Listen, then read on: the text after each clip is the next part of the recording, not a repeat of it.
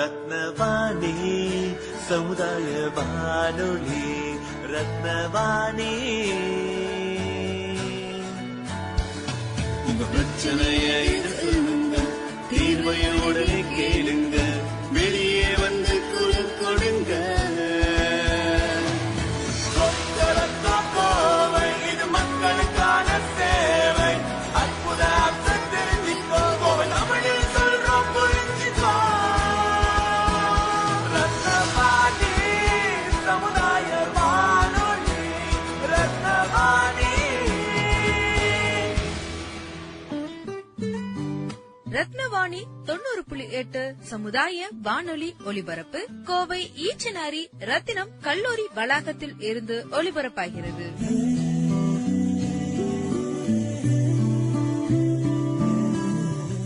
வணக்கம். ரத்தினவாணி 90.8 சமுதாய வானொலியின் ஆன்றோர்களுக்கான சிறப்பு நிகழ்ச்சி அனுபவ்.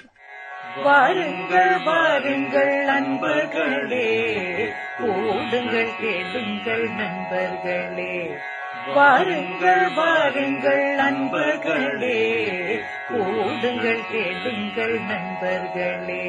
இளமையில் நாம் செய்ய நினைத்ததை முதுமையில் செய்ய இயலுமே என்று. வாருங்கள் வாருங்கள் நண்பர்களே, ஓடுங்கள் கேளுங்கள் நண்பர்களே. ஒன்றாய் கூடி சிந்திப்போம், கேட்போம், மகிழ்வோம். சிந்திப்போம், கேட்போம், மகிழ்வோம். இந்திய அரசாங்கத்தின் அறிவியல் மற்றும் தொழில்நுட்பத்துறை என்னும் டிபார்ட்மெண்ட் ஆஃப் சயின்ஸ் அண்ட் டெக்னாலஜியால் நிறுவப்பட்ட விக்யான் பிரசார் என்னும் துறை மற்றும் அழகப்பா பல்கலைக்கழகம் இணைந்து வழங்கும் 60 வயதிற்கும் மேற்பட்ட ஆன்றோர்களை உள்ளிணைக்கும் புதுமையான சமுதாய வானொலி நிகழ்ச்சி அனுபவ்.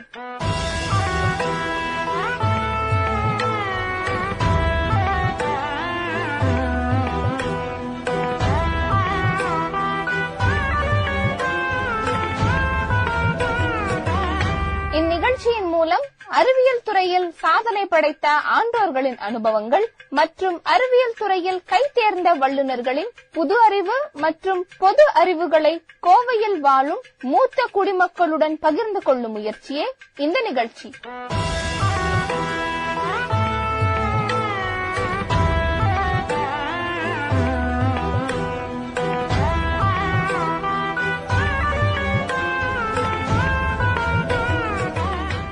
இன்றைக்கு நம்முடன் சிறப்பு விருந்தினராக இணைந்திருக்கும் அழகர் ராமானுஜம் ஐயா அவர்களை வரவேற்கிறோம். Welcome you sir. வாழ்க வையகம், வாழ்க வளமுடன். My namaskar to people assembled here. இன்றைக்கு நம்ம சிந்திக்கவிருப்பது பிரபஞ்சவியல், cosmology.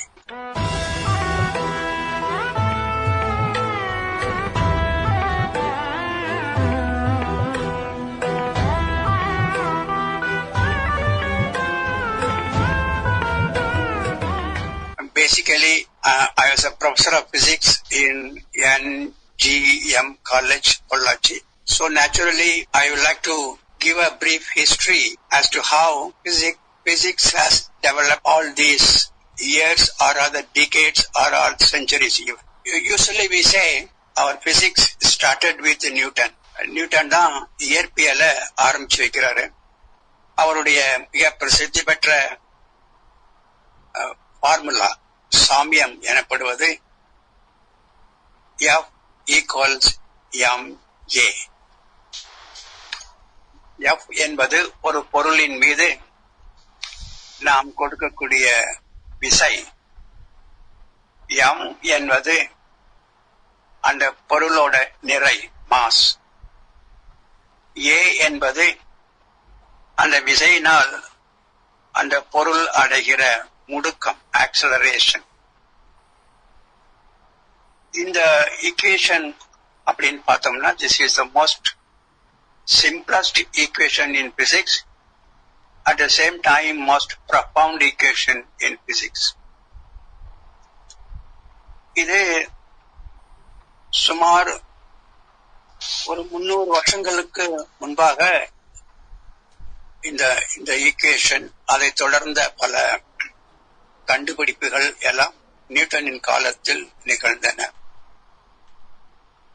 So in a sense we will say Newton is the father of science as we know in terms of equations. He is the father of that. But Newton had his own limitations also. ஒரு பொருளை ஒரு பொருளாகவே பார்த்தாரே தவிர நியூட்டனுக்கு ஒரு பொருள் என்பது அதைவிட சிறிய பொருள்களின் கூட்டு அப்படின்னு அவர் பார்க்கல. For Newton, he was not aware of the concept of molecules and atoms. It's a pity. அவ்வளவுதான், அந்த காலத்துல அவ்வளவுதான் அவருக்கு தெரிஞ்சது. ஆனா அதை வச்சுக்கிட்டே நிறைய பிசிக்ஸ் செய்துட்டாரு அவர். ஒரு பொருளா தான் பார்த்தாரு அவர் தவிர அது மாலிகூல்ஸ்னுடைய கூட்டு, அது ஆட்டம்ஸ்னுடைய கூட்டு அப்படின்னு அவர் பார்க்கல. சோ அதுக்கு அப்புறமாக usually we will BSc physics we will start the paper with properties of matter. மேட்டரை தான் பார்த்தாரு நியூட்டன். தென் ஒரு 50-100 வருஷங்களுக்கு அப்புறமா நியூட்டனுக்கு அப்புறமாக came molecular physics, where we considered everything as a combination of molecules, fine particles, which we call molecules. So அப்புறம் we had molecular physics. அப்புறம் அப்படி காலங்கள் போச்சு. மாலிகூல்ஸ் அப்படிங்கறத பார்த்தோம்னா அதுவும் ஒரு காம்பினேஷன் தான்.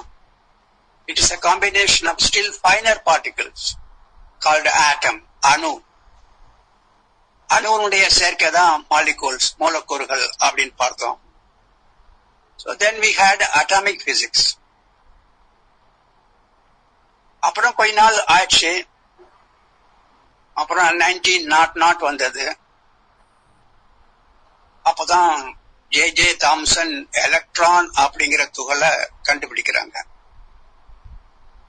எலக்ட்ரான் அப்படிங்கிற அந்த சிறு துகளை கண்டுபிடிச்ச உடனே then it occurred to the scientist that ஆட்டத்துக்குள்ளேயும் ஒரு ஸ்ட்ரக்சர் இருக்கு அப்படின்னு கண்டுபிடிச்சாங்க. சோ ஆட்டத்துக்குள்ள ஒரு ஸ்ட்ரக்சர் இருக்குன்னா அது எப்படி அமைஞ்சிருக்கு அப்படின்னு பார்க்கும்போதுதான் we had atomic models. அந்த ஆட்டத்துக்குள்ள எப்படி ஸ்ட்ரக்சர் அமைஞ்சுங்க இருக்கிற மாடல்ஸ் வந்தது, அட்டாமிக் மாடல்ஸ். அந்த மாடல்ல வரும்போதுதான் ஒவ்வொரு ஆட்டத்துக்குள்ளேயும் சென்டர்ல நியூக்ளியஸ் இருக்கு, வெரி ஹார்ட் கோர் நியூக்ளியஸ் இருக்கு. அப்புறம் அந்த நியூக்ளியஸை சுத்தி ஆர்பிட்ல எலக்ட்ரான்ஸ் ஓடிக்கிட்டு இருக்கு. எலக்ட்ரான்ஸ் ஆர் இன் தி ஆர்பிட் அப்படின்னு ஒரு ஸ்ட்ரக்சர் வந்தது. தென் we had a nuclear physics. நியூக்ளியஸை மட்டும் கான்சென்ட்ரேட் பண்ணுனா வாட் ஆர் இட்ஸ் ப்ராப்பர்ட்டிஸ் அப்படின்னு கான்சென்ட்ரேட் பண்ணுனா we had a nuclear physics. அந்த நியூக்ளியஸை விட்டுட்டு எலக்ட்ரான்ஸுக்கு வந்தோம்னு வச்சுக்கோங்க, what are the properties of the electron அப்படின்னு வரும்போதுதான் we had electronics. So இப்படி physics developed more and more internally. That's a point. More and more internally. பொருள் அப்படின்னு இருந்ததை உள்ள போய் மாலிகூல்ஸ் பார்த்தோம். மாலிகூல்ஸ்குள்ளேயும் உள்ள போய் ஆட்டம் பார்த்தோம். ஆட்டத்துக்குள்ளேயும் உள்ள போய் நியூக்ளியஸ் பார்த்தோம். Then we had nuclear physics, we had electronics. Electronics developed in an independent way with all gadgets. Nuclear physics also developed in its own way. அப்புறம் ஒரு காலகட்டம் வரும்போது நியூக்ளியஸ்குள்ளேயும் ஸ்ட்ரக்சர் இருக்கு அப்படின்னு கொண்டு வந்தாங்க. நியூக்ளியஸ்குள்ள சில பார்ட்டிகிள்ஸ் எல்லாம் இருக்கு, அதனுடைய கூட்டு தான் நியூக்ளியஸ் அப்படின்னு வரும்போதுதான் என்னென்ன பார்ட்டிகிள் பார்க்கும்போதுதான் நியூட்ரான் இருக்கு, இங்க புரோட்டான் இருக்கு அப்படின்னு ஒரு 2 வகையான பார்ட்டிகிள் அங்க இருக்கு அப்படின்னு கொண்டு வந்தாங்க. Then we have proton neutron ரெண்டுமே பார்ட்டிகல்ஸ் தான். அது உள்ளுக்க இருக்கு. ஒன்னு சார்ஜ், இன்னொன்னு சார்ஜ் இல்ல. So we had a new physics called particle physics. So where we studied proton individually, neutron individually. அது நியூக்ளியஸ் டெவலப்மெண்டா போய்கிட்டு இருந்தது. இங்க வந்து electronics, you know that how far the electronics has come into our life. We had electronics, அப்புறம் அதுல இருந்து chips, அப்புறம் compact disk with memory, all those things developed. Then we had a computer, and now we have computer encroaching every walks of life. வீடு கட்டணும்னா computer, cinema எடுக்கிறதுனா computer, bank போகணும்னா computer. So computer has occupied our life like anything today. So as we developed more and more physics gave more and more comfortable gadgets also to us. Side by side இருந்துகிட்டே இருந்திருக்கு. Even I will say, இந்த கேஜெட்ஸ்லாம் வரலைன்னா physics மேல மதிப்பே இருந்திருக்காரு மக்களுக்கு. Thanks to the technology. Technology தான் பிசிக்ஸுக்கு வந்து ஒரு மதிப்பை கொடுத்துட்டு. ஏன்னா physics as a physicist, I will see that as a theory, நீங்க ஒரு நாள் போய் photon is a wave அப்படின்னு சொல்வீங்க, பிசிக்ஸ் மேன். மறுநாள் அதே பிசிக்ஸ் வாத்தியாரு இன்னொரு நாளைக்கு போய் photon is a particle சொல்வாரு. சார் போன வாரம் தான் photon particle சொன்னீங்க, இந்த வாரம் நீங்க photon waveன்னு சொல்றீங்களே அப்படின்னா மாறி மாறி பேசிட்டு இருப்பாரு. சார் உண்மையே சொல்லுங்க, வாட் இஸ் photon அப்படின்னா மூணாவது நாள் ஐயோ எனக்கு தெரியலன்றவாரு. சோ அது பார்ட்டிகிளா, அது வேவா, வாட் இஸ் இட் அப்படிங்கிற கிளாரிட்டி இன்னைக்கு வரைக்கும் கிடையாது. சோ இன்னைக்கு வரைக்கும் கிளாரிட்டி இல்லைன்னா கூட whatever clarity we had, we could produce a television. That's a point. We could produce a Google system. We can produce a Zoom system in spite of our limited knowledge with the photon and electrons. So that is a success of physics. With whatever knowledge available, we can't say we have complete knowledge, but with whatever knowledge available, we could produce gadgets.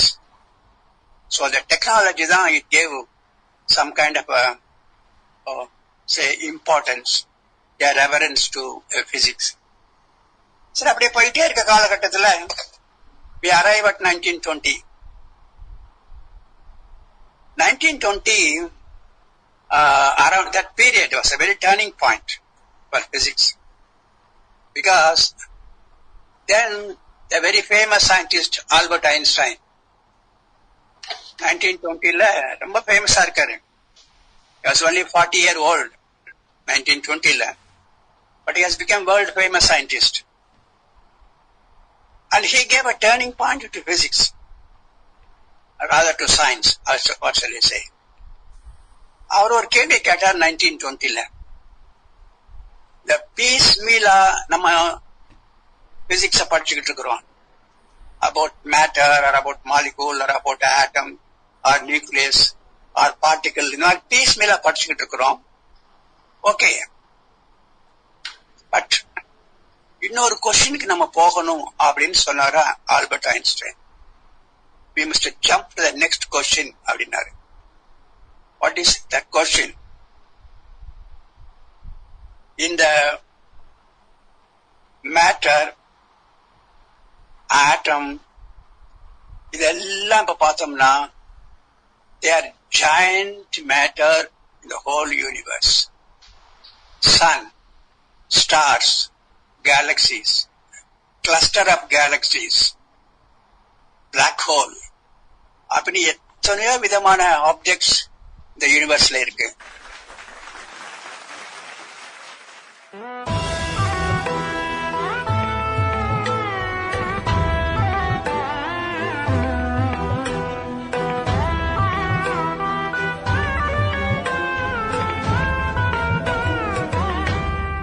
இந்திய அரசாங்கத்தின் அறிவியல் மற்றும் தொழில்நுட்பத்துறை என்னும் department of science and டெக்னாலஜியால் நிறுவப்பட்ட விக்யான் பிரசார் என்னும் துறை மற்றும் அழகப்பா பல்கலைக்கழகம் இணைந்து வழங்கும் 60 வயதிற்கு மேற்பட்ட ஆன்றோர்களை உள்ளிணைக்கும் புதுமையான சமுதாய வானொலி நிகழ்ச்சி.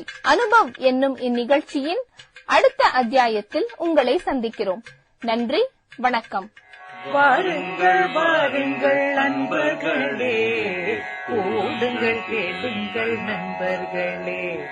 வாருங்கள் வாருங்கள் நண்பர்களே, கூடுங்கள் கேளுங்கள் நண்பர்களே.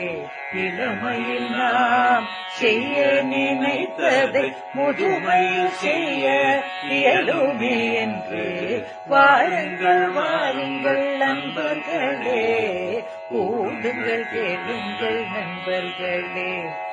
ஒன்றாய் கூடி சிந்திப்போம், கேட்போம், மகிழ்வோம். சிந்திப்போம், கேட்போம், மகிழ்வோம்.